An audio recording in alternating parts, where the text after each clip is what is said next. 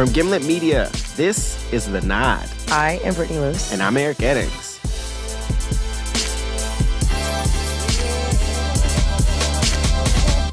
And today, we have a guest. Special guest. Yes, our producer, Kate Parkinson Morgan. Hey, guys. Hey. What's up? Okay, so a few months back, I heard about this card game. Bidwis. Spades. No. It's this card game called Trading Races. Okay. Don't know that one. And the object of the game is to, quote unquote, out-black your opponent. Interesting. Say more. I was like, how do you play this game? How do you out-black someone? Yeah. Tell us, Kate. Okay, let me explain. So you have a deck of cards. Mm-hmm. There's a black person on each card, Okay. a famous black person. So MLK, Sojourner Truth, Oprah, Kanye. Got it? Yeah. Okay. Yeah. And each player gets a hand of 5 cards. So I give you 5 cards, Eric 5 cards. Mm-hmm. And each person plays what they think is the quote unquote blackest card in their hand. So who would that Okay. be for you, Brittany? Oprah. Yeah. Sounds Obviously, about right. yeah. Eric, what do you play? I don't know. Pick a random famous black person. I mean, it's hard to top Oprah. Oprah versus Kanye. Eric, you get Kanye. Ooh. This is inherently unfair already. Whatever. I don't care. That's the hand that you were dealt. Okay. And then you fight it out to decide which card in that round is quote unquote the most black. So you each make an argument. So, like, I would be like, Oprah is the blackest because Oprah was in the color purple Mm-hmm. and she introduced the world to Tyler Perry. Interesting. Okay, I would maybe say Kanye is the blackest because he created a fake fraternity called Broke Fi Broke. We ain't got it. Yeah, I still don't have it, by the way. But yeah, I mean, maybe that works. I don't think that tops. That's No. hard to, color purple. It doesn't get much blacker than She that. could have just been in the color purple. That could have just been. She could have just played Sophia and then Game Oprah over. wins. Yeah. Okay, so you've decided Oprah wins that round. Yeah. Okay, Yeah. so the person who wins the most rounds wins at the whole game. So that's the game. What do you guys think so far? That's like something people joke about a lot, at least black people joke about, is like, especially these days, Yeah. like giving people away. Like, can we give back? Like, can we give back Omarosa? Yeah. We do it all the time. We're like, who can stay, who can go? Exactly. Yeah. So there's like people like Omarosa in the card deck. But there are also some white people too. So Bill Clinton, Iggy Azalea. Oh Lord. Haven't heard one Jesus. that's a winner yet. Yeah, there's not many white winners in the deck actually. John Brown. With you there. It seems like something like that would have been really fun. Like it's, you know what I'm saying? We were like in school or something like that. Everybody Yeah. was kind of sitting around drinking, bullshitting, doing nothing. Yeah. Or like, Or like at a cookout. yeah, at a cookout, maybe family reunion. Yeah. Thanksgiving. My parents come every year for Thanksgiving, and we do a whole thing with my sister. That would be really fun at Thanksgiving. Okay. How would you feel if I played it with you at Thanksgiving? Well, you wouldn't. Disclaimer for the audience, I'm white. Yeah, first of all, is that what people say on Twitter? Yeah, Like, first of all, First off, I don't know about that. yeah. I mean, you could come to Thanksgiving and have a plate, You can eat. but like, I don't really think that's your jam. That just also seems risky for your life. Yeah. You know what I mean? Like we love you, Yeah. but somebody else might come for you. Thanks, guys. Yeah, I feel similarly. I would not want to play it at your Thanksgiving dinner table or anywhere, really. Why wouldn't you want to play it? Aside from The obvious. avoiding ass whipping. It doesn't seem like a conversation where I can add that much. What am I, as a white person, going to add to a conversation about who's blacker than who? Yeah. Good answer. So this game, you guys, is a real card game. Like, the creator raised money for it on Kickstarter this spring, and you can go online and buy a pack if you want to play it. Wow. But here's the catch. The creator of this game wants everyone to play. Oh. So Like everyone, including like you. She sees it as an educational tool for people like me. Interesting. That was not my original hypothesis for this game. That's not what I thought. Yeah, I mean, me too. I thought it was just a game that like Black people would play together at parties. Yeah. I really wanted to understand her vision for the game. Like, why does she think it's an educational tool? And why does she think people like me should also be playing it? So I called her up. I think the beautiful moment about Trading Races is that you have these opportunities to educate folks. So this is the creator. Her name is Kenyatta Forbes, and Trading Races is a side project for her. She actually works in tech, and she used to be a teacher. And she told me she's seen some really powerful teaching moments actually happen during the game. So, like this one time, she was playing the game at a bar with other Black folks. Okay. And this white guy called Brad asks to join. And in one round, he plays the Clarence Thomas card. And he starts making this argument saying, like, yeah, Clarence Thomas was really great for the civil rights movement. Oh, and their God. faces are like stone cold. And they're just like, what are you talking about? And he's like, oh, crap. Like, I realized I'm thinking of the wrong person. Oh, And my God. Oh, my God. and they just start like cracking up.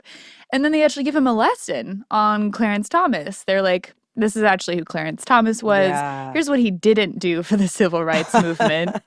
And she says that Brad told them he was really grateful for the opportunity to learn more. And he's like, oh, okay, I never knew that. And I think I'm pretty sure at the end of the night, he actually ended up buying a deck. And so there's like this beautiful learning thing that happens. And I've seen it in a couple of places I've facilitated it, where a person of color, okay, how do I explain it? So you ever been in like a classroom or seen like a teacher reading a story to a kindergartner or a preschooler? Yeah. The way that their body, right, they're leaned forward and they're like resting on every single word. Mm-hmm. That transfer of information, that beautiful moment, I sometimes see that happen during a round play with Trading Races. So Kenyatta sees the game as a chance for people to learn more about Black history and more about like really big historical figures, like beyond Harriet Tubman and MLK. And also she sees it as a chance to break down some of the really like messed up stereotypes that people have about Black culture. So she told me about this one really messed up experience she had in grad school. Mm-hmm. This was about 10 years ago, and she was an art student, and she was the only person of color in her class. There was a well-known white female professor who kind of would antagonize me. But one day in particular, she put up images of lynchings. And she decided to call upon me and ask me how it made me feel. She said, I'm trying to get you out of your victimhood. I'm trying to take you out of your victimhood. And to which I replied, only white women do that, right? That is a white savior story I have not heard before. Yeah. That's horrifying. Yeah, I know. And for Kenyatta, that idea of victimhood was like a really narrow way to define Blackness.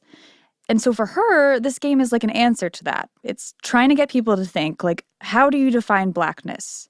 And, like, what stereotypes do you hold? And she thought a really good way to do that would be to get people to play a game. Because, like, that kind of casual racism, it comes out when you're playing a game in a really relaxed setting like that. Mm. So she hired some people to help her write teaching guides that laid out basically how to play Trading Races in a classroom. Interesting. School about to be lit. Yeah. So, like, I had some of the same type of skepticism that I could hear in your guys' voices. Like, so I asked her if I could talk to one of the teachers she's working with. And she put me in touch with one. His name is Prentice Danzler. He's a sociology professor at Colorado College in Colorado Springs. And yes, he is Black. Okay. Okay. That's a good start. Yeah. That's a good start. But he teaches a mostly white class. And the name of the class is Inequality in the U.S. But a majority of them, they're all like from kind of upper middle or upper income brackets. So very wealthy students. I saw it and I was like, oh, this would be perfect for class. This is Lord's work. So Prentice has a really different background from most of his students. He's Black. He's a first-generation college student. He's pretty new to Colorado. He actually grew up in West Philly. But he kind of relates to his students because he's young like them. He's actually 29.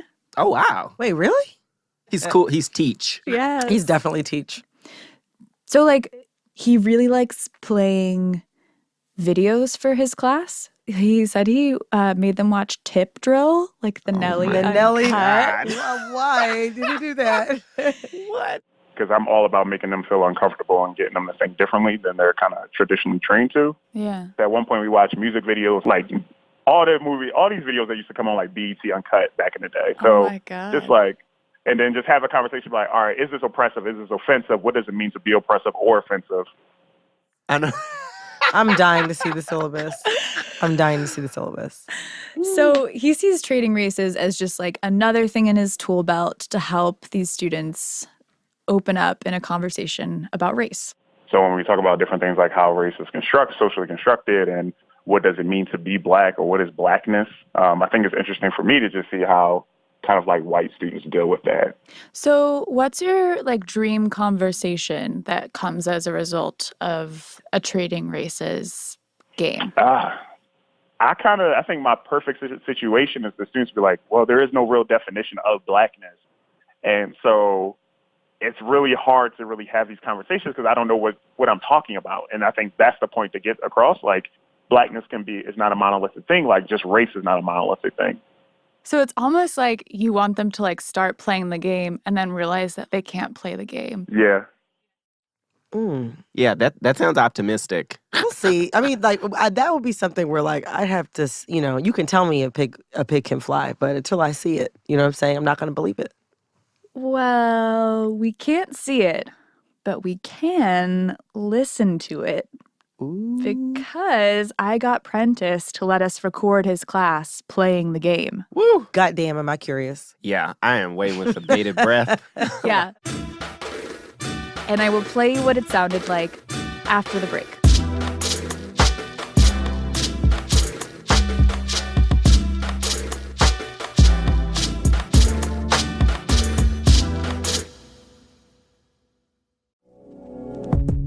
This episode of The Nod is brought to you by Burrow. Burrow makes luxury couches for real life. And recently, Burrow sent me a couch. It came in 4 boxes, and I gotta say, it was pretty easy to assemble. I know. I mean, I have one. I do. I had one first. Okay, it's competition. With you, it always is.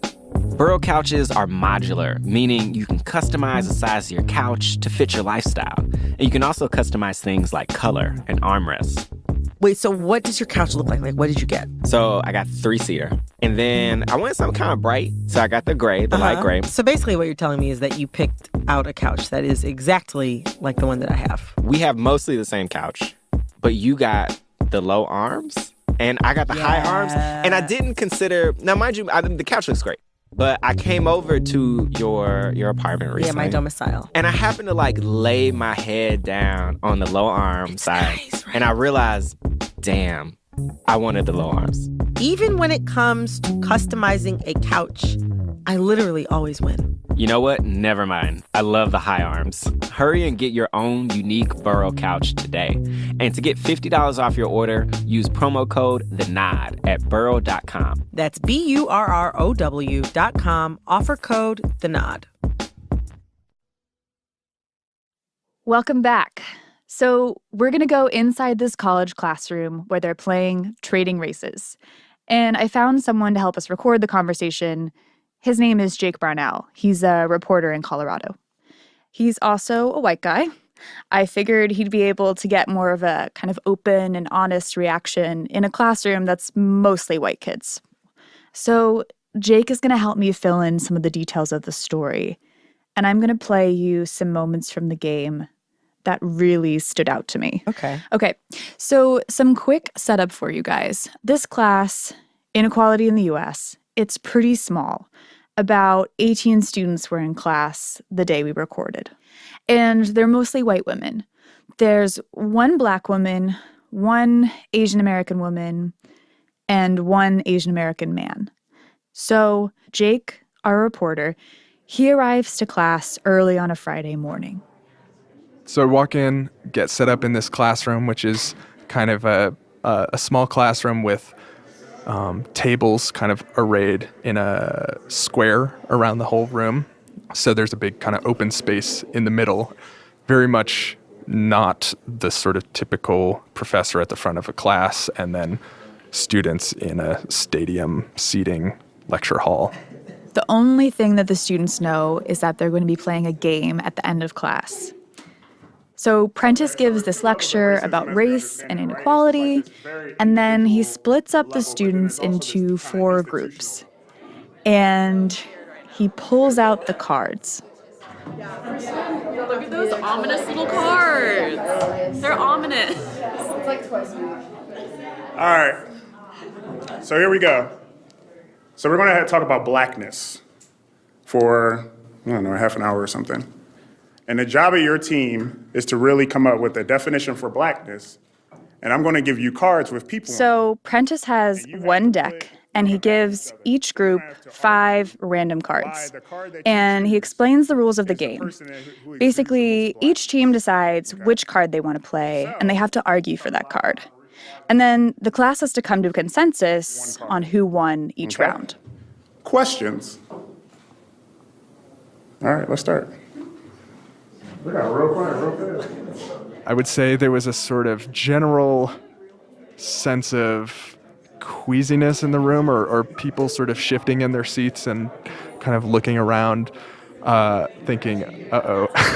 And then there's one Black student in the class, this woman, Lexi, and as soon as he announces it, I see her kind of shaking her head and kind of grimacing. We have every round of question is who's the blackest? What the fuck? This is so heinous. I mean, there's so many components to this. That's Lexi you just heard from, and you should know that Prentice actually gives Lexi and the rest of his students the option to sit out on conversations if they don't feel comfortable participating. But Lexi decided to opt in. It's a bold step. It is a bold step.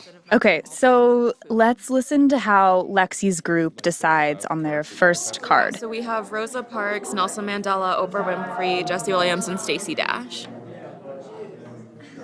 What makes one person more Black than the other? Like, what is it to be Black? Like, what, besides skin color, besides, those identifying things, what is Blackness? I mean, Rosa was a big pioneer with the Montgomery bus boycotts, and Nelson Mandela did a lot with apartheid in South Africa. So that's both, pretty major things for the Black community. So that's really, really difficult. Yeah. What a group of cards we got. What a rough game.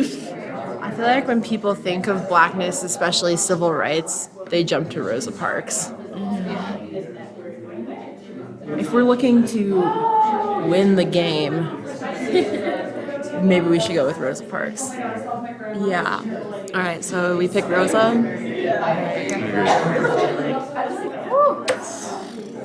That's horrible. Wow. Civil rights movement, apartheid. How do we choose? Yeah. What do you do? Oh, man. What do you do? But one thing that does bring me some comfort is you can hear the hesitancy in their voices. They are this is definitely new territory for them. So that team ends up playing Rosa Parks. Another group chooses Kenan Thompson. That's great. I really love that. I don't know the other cards that were played, but that's probably the right answer. Yeah. Another group spends a ton of time trying to figure out biographical details about Sojourner Truth to make their argument because they just don't know a lot about her. Yeah. Oh my God. That's Like like an Googling, like, elementary school. Like, you who- should know Yeah. who Sojourner Truth is. Totally. So here's how students arguing for Sojourner Truth define blackness. This is Quentin. He is the only Asian American man in the class. Exactly. So the term we used for our blackness was the wonderful Wikipedia definition, explaining it as black culture and how the cultural contributions of African Americans to the culture of the United States, either as part or distinct from the American culture. And here's that group's argument for Sojourner Truth. But there's something to say about her experience that makes her just unbelievably resilient in her blackness. Throughout her entire life, she has been systematically oppressed. I mean, obviously terrible experience. She was sexually assaulted by multiple masters. Another group made a similar argument about her being the blackest because she's resilient and brave. So Sojourner Truth ends up winning that round. And then the second round starts. So Prentice tells each group to pick another card. So they debate within their groups, and then Prentice announces each group's choice. So we have Michelle Obama, Little Kim, Iggy Azalea, Nelson Mandela. And this round kicks off the most heated exchange in the game. It all starts when this white student, Lizzie, volunteers to go first. And she starts arguing that Iggy Azalea, who is white, is the blackest card in the bunch. Admittedly, this was a conscious throwaway round, but I think I can sway some of you. Okay, so the definition of this round for us, for black culture, is the struggle against its appropriation. So Iggy Azalea doesn't exemplify black culture, but rather what is the struggle of black culture, fighting against outsiders trying to come in and steal what is not rightfully theirs. Thank you. So you think she should win this round with Nelson Mandela, Little Kim, and Michelle Obama? I'm not saying she should win, I'm just saying that you guys should think about it. And then this white student and Lexi, they start arguing against the Iggy Azalea group. You literally just argued that she is an embodiment of what is wrong with like white people stealing from black culture. So she's pretty much the opposite of blackness. Oh yeah, you respond, Logan. You got it. That was the whole point of the argument. She just said what you just said like 6 times in a row. Yeah, and because a large part of black culture throughout history has revolved around fighting against white oppression, she is a great example of White oppression. AKA the black fight against white oppression, which is She's not the black fight, she's the white. She's white oppression. She's not the black fight against white oppression. she's deeply ingrained. One person at a time. She's deeply ingrained in black culture because they're actively fighting against her. We didn't pick the card to have it. I mean, as a black person in black culture, I would strongly disagree. Iggy Azalea is not on a top list of our priority. We have bigger issues. So I don't think she could win at all. I mean, you guys have good arguments, but no. I don't think she should win it all either. I don't believe in like 50% of the things I've said. So after that, some students in the class, they start speaking up and saying, like, I'm confused. Like, I don't know if the point of this game is to vote for who has the best argument or who we actually think is the blackest. And Prentice, he's like, yeah, it's about voting for who you think is the blackest, which, remember, actually, like, isn't his real end goal. Like, his end goal is for them to question, like, whether they should play the game. Right. And so, eventually, Nelson Mandela wins. Yay. Yay! I was going to say, thank God. And for the last round, Prentice flips the entire premise of the game on its head. We're going to switch this up because I just want to see how you do with this one. So instead of talking about blackness, we're going to talk about whiteness. Oh, are you kidding? Damn it! I'm going to give you 3 cards, each group. And you're going to determine who you think exemplifies and embodies whiteness the most. Oh, man. So this, you guys, is the whiteness round. And Jake had this great way of describing how it all went down. That round was an opportunity for everyone, especially the white students in the class, to kind of do penance for the previous 2 rounds. So Prentice, he takes everybody's cards and he hands each group 3 new cards. And he picks cards with people who are either white or biracial or multiracial, people like Maya Rudolph, and some more controversial folks like Stacey Dash. Yeah. And in the end, the groups end up picking Rachel Dolezal, Oh, yeah. Stacey Dash, Justin Timberlake, and Justin Bieber. Right. And the vote comes down to a battle of the 2 Justins. Justin Bieber is obviously a very large music artist. He's Canadian. He's pretty white looking. He also benefits from white privilege in affluence. I remember there was one time where he got a DUI for driving barred out or something, and nothing really happened to him. All right, Justin Timberlake. We picked Justin Timberlake because all that he really has done is basically stolen Black culture and made it seem white, which is basically what white people do all throughout history. They steal things and say that it's theirs. So Timberlake wins. He's the whitest by 1 vote. And then Prentice wraps up the class. The game is over. So for me, the reason I did this, I just like playing games. But for also, I wanted to see where we're at in terms of discussing race or culture and stuff like that. We got a long way to go. Because in a lot of different ways, you kind of constructed definitions within these ideas of oppression, slavery, resilience, and music.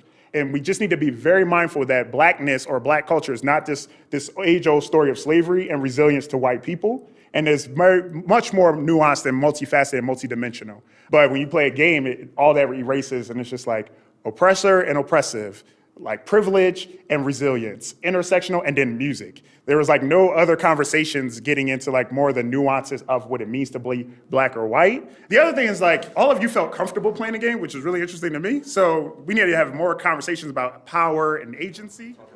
So class ends and students start leaving for the weekend. And Jake pulls aside Lexi. What do you think of the game today? I thought it was really funny just seeing how my white classmates would describe Blackness, because usually in class a lot of the white students kind of tiptoe around race. So I think this game made them feel a little bit more comfortable with talking about it. I saw you kind of shaking your head and sort of grimacing a lot.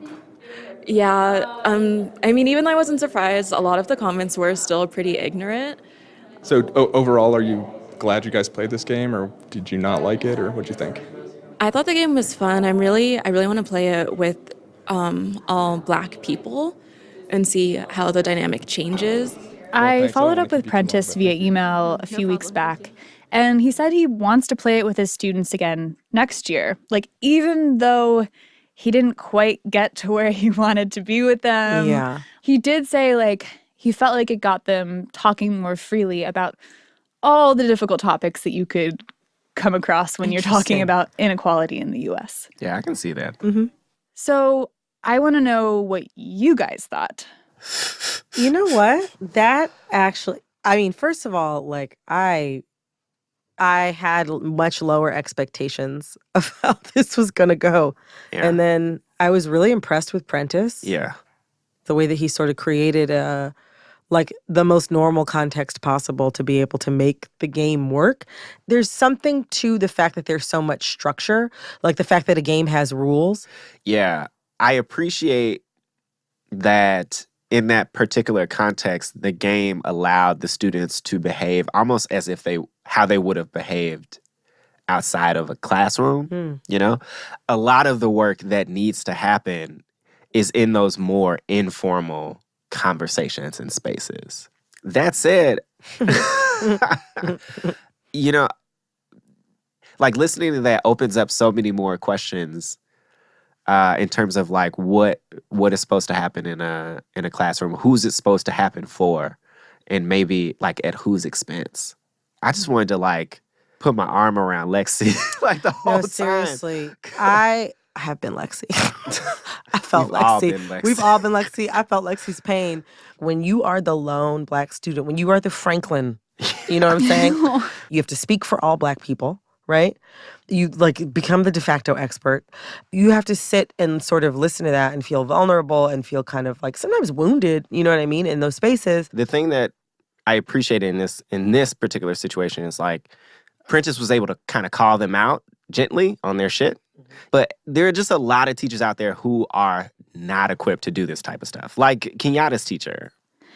Yeah, I actually asked her about that. If you could go back in time to grad school and trading races was a thing, would you play it with your white teacher and your grad school classmates?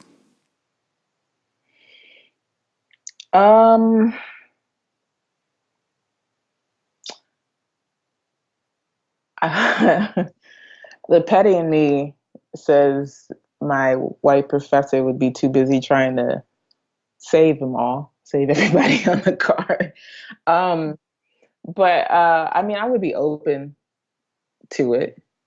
It's really dependent upon who's facilitating it. So there are people kind of like your white teacher who you would not want to lead that discussion.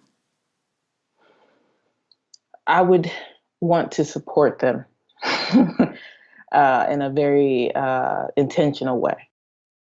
I still worry about the idea of, you know, people getting too comfortable with defining Blackness. You know, like even on this show, you know, we treat Blackness as a very broad category. I just worry about people like coming away feeling like, you know, I really nailed Blackness today. I wouldn't say like add it to the Common Core. Yes, I agree with this. You wouldn't say add it I to the would Common not Core. say add it to the Common Core.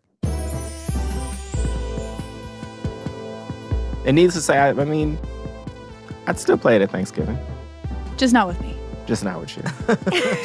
Sorry, Kate. It's okay. I'll just be eating the turkey. The Nod is produced by me, Brittany Luce, with Eric Eddings, Kate Parkinson-Morgan, James T. Green, and Emmanuel Berry. Additional reporting and production assistance this week from Jake Brownell. Our senior producer is Sarah Abdurrahman. We are edited by Annie Rose Strasser with editing help from Noel King. Special thanks to Devin Taylor and Jasmine Romero. Fact-checking by Nicole Pasulka. Engineering from Cedric Wilson. Our theme music and additional show music are by Khalid B. And a big thank you to Professor Prentice Dantzler and all his students for allowing us to record their class.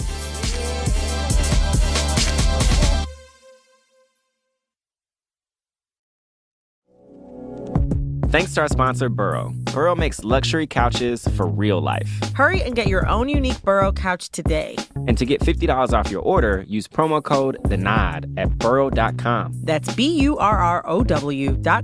offer code THENOD.